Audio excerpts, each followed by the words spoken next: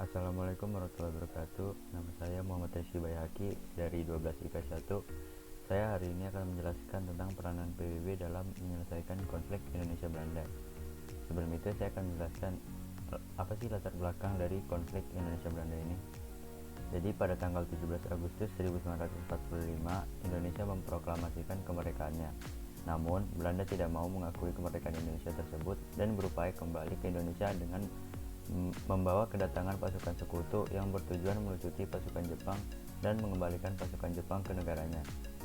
Belanda lalu mendirikan Netherlands Indivisible Administration atau pemerintahan sipil Hindia Belanda untuk membentuk kembali pemerintahan Hindia Belanda dan menjadikan kembali Indonesia sebagai wilayah jajahan Belanda.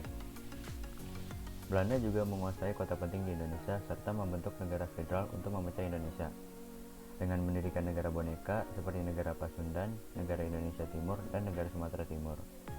Puncak upaya Belanda ini adalah diluncurkannya dua serangan besar, yaitu agresi militer pertama dan agresi militer kedua.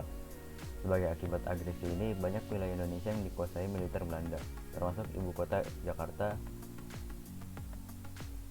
Ini membuat Presiden Soekarno harus mengungsi ke Yogyakarta.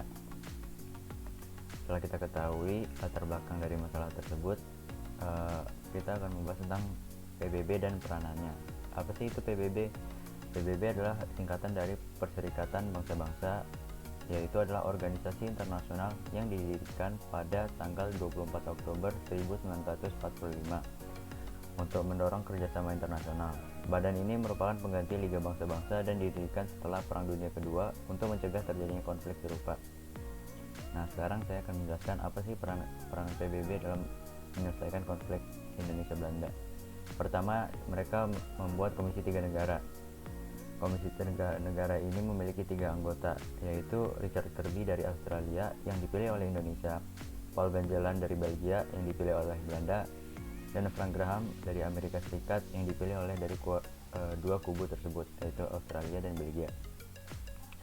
Tugas-tugas KTN yaitu ada membantu menyelesaikan persengketaan antara Indonesia dan Belanda secara damai, dan setelah itu ada berusaha mendekatkan kedua belah pihak guna menyelesaikan persoalan-persoalan militer dan politik, dan yang terakhir ada mempertemukan kembali Indonesia dan Belanda.